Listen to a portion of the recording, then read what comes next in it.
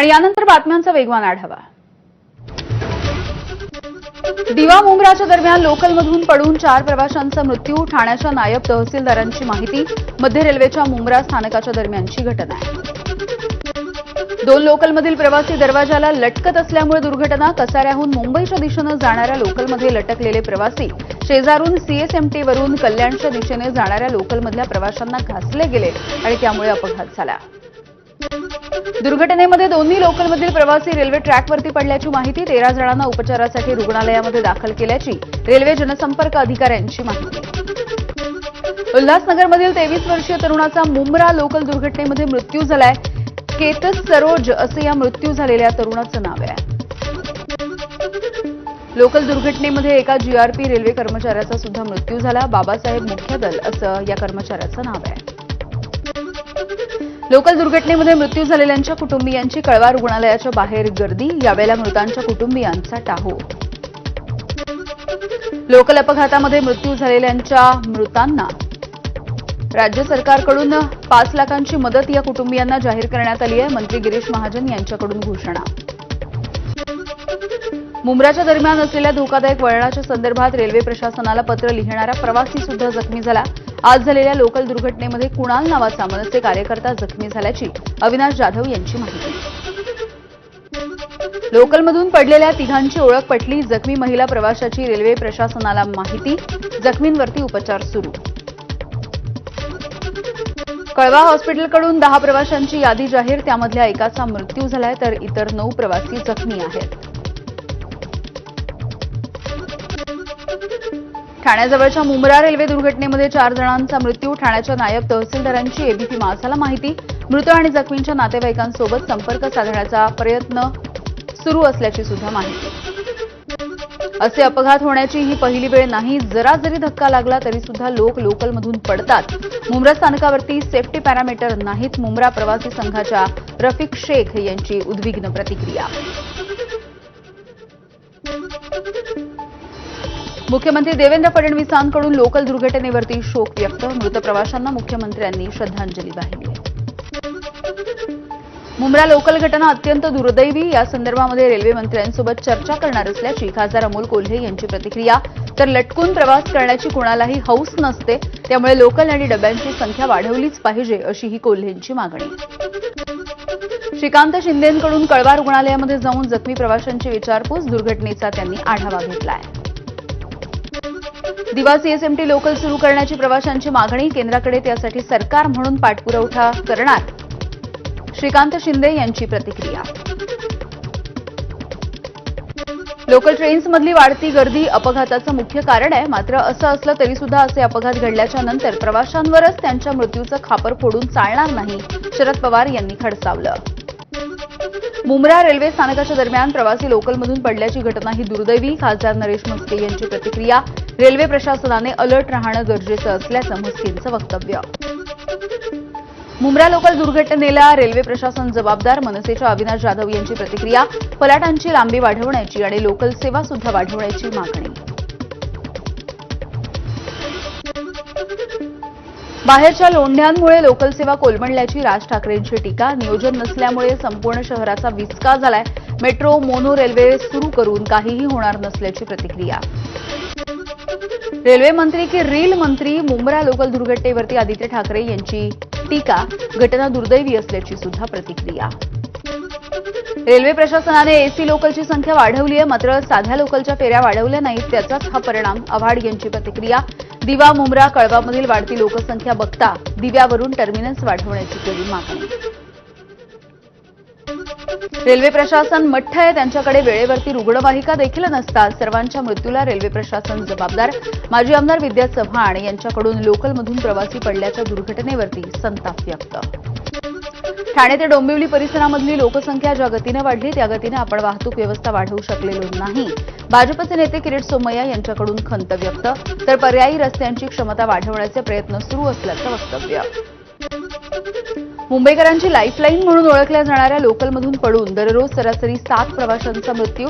2023 मध्ये 2590 प्रवाशांचा मृत्यू झाल्याची रेल्वेचीच माहिती। मागच्या 20 वर्षांमध्ये लोकलमधून पडून 51,802 प्रवाशांचा मृत्यू. मध्य आणि पश्चिम रेल्वेने मुंबई उच्च न्यायालयामध्ये सादर केलेल्या प्रतिज्ञापत्रामधली माहिती समोर. नव्या लोकल गाड्या आता दरवाजे आपोआप बंद होणारे असतील. मध्य रेल्वेचे जनसंपर्क अधिकारी डॉ. स्वप्नील नीला यांची माहिती. लोकल दुर्घटनेच्या नंतर रेल्वेचा निर्णय. लोकलची संख्या वाढवण्याचा प्रयत्न सुरू. सर्व लोकलचे डबे 12 वरून 15 पर्यंत करण्यात येणार असल्याची रेल्वे प्रशासनाची माहिती. कल्याण ते कसारा तिसऱ्या रेल्वे लाईनचं नियोजन सुरू असून सीएसएमटी पर्यंत 6वी लाईन टाकण्यात येणार आहे. कल्याण ते कर्जतच्या दरम्यानही नवीन लाईन टाकण्याचं काम सुरू. रेल्वे प्रशासनाची माहिती. धावती एक्सप्रेस पकडत असताना हात सटकल्यामुळे एक प्रवासी गंभीररित्या जखमी झालाय. नाशिक रेल्वे स्थानकावरची ही घटना आहे. किल्ले रायगडावरती छत्रपती शिवाजी महाराजांच्या तिथीनुसार शिवराज्याभिषेकाचा सोहळा. या सोहळा डोळ्यांमध्ये साठवण्यासाठी महाराष्ट्राच्या कानाकोपऱ्यामधून हजारोंच्या संख्येने शिवभक्त रायगडावर. रायगडावरती भरत गोगावले यांच्या हस्ते सपत्नीक पूजा. शिवराज्याभिषेक सोहळ्याच्या निमित्तानं पूजेचं आयोजन. रायगडावरती आज तिथीनुसार शिवराज्याभिषेकाचा सोहळा. उपमुख्यमंत्री एकनाथ शिंदे यांची उपस्थिती. शिवराज्याभिषेक सोहळ्यासाठी शेकडो शिवभक्तांची गडावरती गर्दी. रायगडावरती होळीच्या माळावरती उपमुख्यमंत्री एकनाथ शिंदे, मंत्री भरत गोगावले यांच्याकडून ढोलवादन. यावेळेला मंत्री भरत गोगावले यांनी कोकणी शैलीमध्ये नृत्य करत आपली नॅपकिन हातात धरूनही ठेका धरलाय. शिवराज्याभिषेक सोहळ्याच्या निमित्तानं रायगडावरती ढोलताशांचं वादन. भगवे झेंडे नाचवत तरुण तरुणींकडून ढोलताशांचं वादन. शिवराज्याभिषेकाच्या सोहळ्याच्या निमित्ताने रायगडावरती मर्दानी खेळांची सुद्धा प्रात्यक्षिकं. मोठ्या प्रमाणावरती शिवप्रेमींची गर्दी. शिवराज्याभिषेक सोहळ्याच्या निमित्तानं नागपूरमध्ये सुद्धा पालखी मिरवणुका. शिवराज्याभिषेक सोहळ्याचं आयोजन करण्यात आलं. मोठ्या प्रमाणावरती शिवभक्त आणि नागपूरकरांचा सहभाग. वसंतदादा शुगर इन्स्टिट्यूटमधल्या आयोजित कार्यक्रमामध्ये अजित पवार यांनी शरद पवार यांच्या शेजारी बसणं टाळलंय. बैठक व्यवस्थेनुसार शरद पवार यांच्या शेजारच्या खुर्चीवरती असलेल्या नावाची प्लेट उचलून अजित पवार यांनी बाजूच्या खुर्चीवरती ठेवली आहे. कार्यकर्त्यांचं मत जाणून घेतल्याच्या नंतर शरद पवार निर्णय घेतील. दोन्ही राष्ट्रवादी एकत्र येण्याच्या संदर्भात सुप्रिया सुळे यांची प्रतिक्रिया. उद्या दोन्ही राष्ट्रवादी पक्षांचे वर्धापन दिनाचे वेगवेगळे सोहळे आहेत. दोन्ही राष्ट्रवादी एकत्र येणार या चर्चांच्या पार्श्वभूमीवरती मेळाव्यांकडे सगळ्यांचं लक्ष आहे. राष्ट्रवादीचा उद्या पुण्यामध्ये 26वा वर्धापन दिन. या निमित्ताने सोहळ्याचा टीझर अजित पवार यांच्या राष्ट्रवादीकडून प्रदर्शित.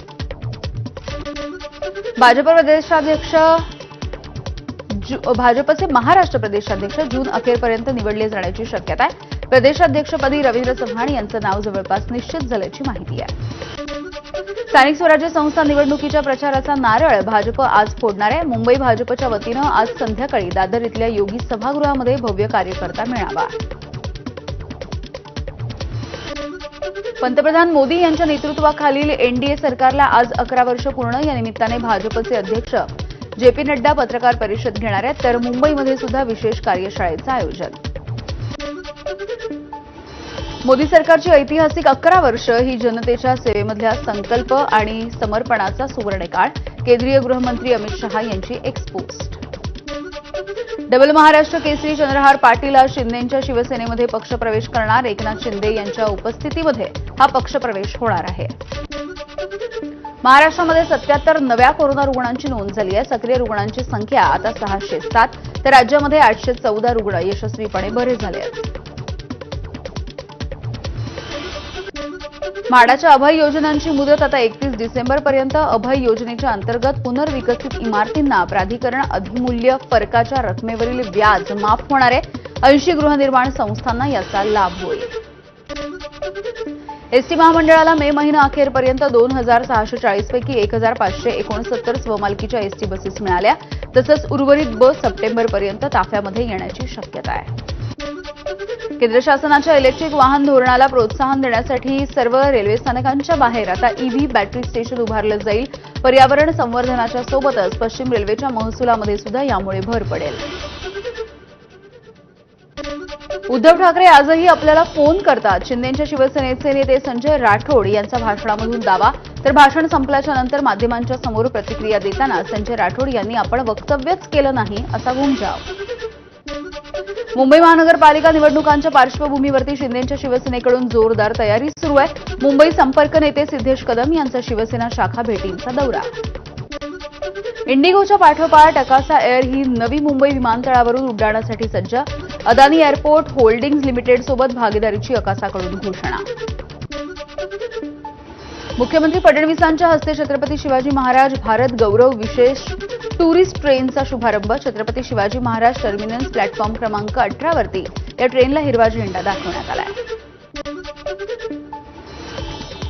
पावसानं पाठ फिरवल्यामुळे मुंबईमध्ये आर्द्रता वाढलेली आहे. उकाड्यामुळे मुंबईकर हैराण झाले आहेत. पुढील 24 तास ढगाळ वातावरण राहील. हवामान विभागानं हा अंदाज व्यक्त केला आहे. नवी मुंबईमधल्या सानपाडा सेक्टर 5 मधील जिममध्ये दारू आणि मटण पार्टी. महानगरपालिकेने लोकांसाठी उभारलेल्या जिममध्ये तरुणांनी ही पार्टी केली आहे. पुण्यामध्ये राज ठाकरे आणि आदित्य ठाकरेंचा एकत्रित फोटो असलेला बॅनर. ठाकरेंच्या शिवसेनेच्या एका पदाधिकाऱ्यानं दोघांच्या वाढदिवसाच्या निमित्ताने हा बॅनर लावलाय. 13 जूनला आदित्य ठाकरेंचा तर 14 जूनला राज ठाकरे यांचा वाढदिवस. सोलापूर विमानतळावरती 15 वर्षांच्या नंतर नागरी विमान उतरलंय. गोवा विमानतळावरून सोलापूरला विमान आलं. 1948 साली सोलापूर शहरामधल्या होडगी रोड परिसरामध्ये विमानतळाची उभारणी करण्यात आली होती. शशांक हगवणे आणि सुशील हगवणेचा ताबा आज पुणे पोलीस घेणार आहेत. बनावट कागदपत्र देऊन शस्त्र परवाना मिळवल्याच्या प्रकरणी चौकशी. पुण्यामधील प्रसिद्ध अशा रुबी रुग्णालयामधील निवासी डॉक्टरची गळफास घेऊन आत्महत्या. आत्महत्येचं कारण अद्यापही अस्पष्ट.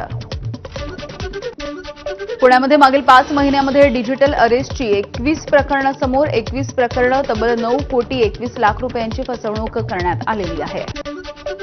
महाबळेश्वरमध्ये पर्यटकांची उन्हाळ्याच्या शेवटच्या हंगामामुळे मोठी गर्दी. पावसाच्या नंतर सर्व पर्यटन स्थळ हे धुक्यामध्ये हरवून गेले आहे. धुळ्यामधल्या शिरपूर तालुक्यामध्ये वादळी वाऱ्यासह पावसाची हजेरी. विविध फळबागांचं तसंच शेतीचं नुकसान झालंय. खासदार गोपाल पाडवी यांनी इथल्या भागाची पाहणी केली. अहिल्यानगरमधल्या नेवासामध्ये क्रुझर गाडीला अपघात झालाय. यामध्ये एकाचा मृत्यू झालाय तर 12 जण जखमी आहेत.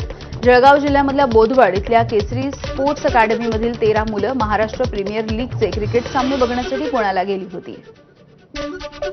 सरपंच संतोष देशमुख यांच्या हत्येला 6 महिने पूर्ण झाले. या प्रकरणाची सुनावणी बीड इथल्या विशेष मोकोका न्यायालयामध्ये सुरू आहे. मात्र 10वा आरोपी कृष्णा आंधळे अद्यापही फरार आहे. प्रत्येक दिवस न्याय मागण्यामध्ये आणि दुःखामध्ये गेला. वैभवी देशमुख हिची प्रतिक्रिया. तर ज्यांनी हत्या प्रकरणामध्ये आरोपींना मदत केली त्यांचं नाव तरी जाहीर करा, वैभवीची मागणी. लातूरमध्ये जोरदार पावसाची हजेरी. परिणामी शहरामधल्या अनेक भागांमध्ये वीज पुरवठा खंडित झालाय. अनेक ठिकाणी लोकांना जीव मुठीत घेऊन रात्र काढावी लागलेली आहे. लातूर जिल्ह्यामध्ये शेती मशागतीच्या कामांना वेग आलाय. पावसाने खंड दिल्यामुळे शेतकऱ्यांकडून मशागतीच्या कामांना सुरुवात. खरीपाची पेरणी लांबणीवरती जाण्याची शक्यता आहे. धाराशिवमध्ये 100% अनुदान मिळणाऱ्या सोयाबीनच्या बियाणे वाटपामध्ये घोळ होत असल्याचा आरोप आहे. पॅकिंगचं कारण देऊन शेतकऱ्यांना 75 किलोच्या ऐवजी 66 किलो बियाणांचं वाटप. या संदर्भामध्ये शेतकऱ्यांनी तक्रार दाखल केली. तुळजाभवानी मंदिर परिसरामध्ये तंबाखूची बंदी. धूम्रपान करून थुंकणाऱ्यांवरती सुद्धा कठोर कारवाई करण्याचा प्रशासनाचा इशारा. काही भाविकांनी केलेल्या तक्रारीच्या नंतर मंदिर प्रशासनानं हा निर्णय घेतला. जालन्यामधील गोंदीमधील शेतकऱ्यांचे गोदावरी नदीपात्रामध्ये जलसमाधी आंदोलन.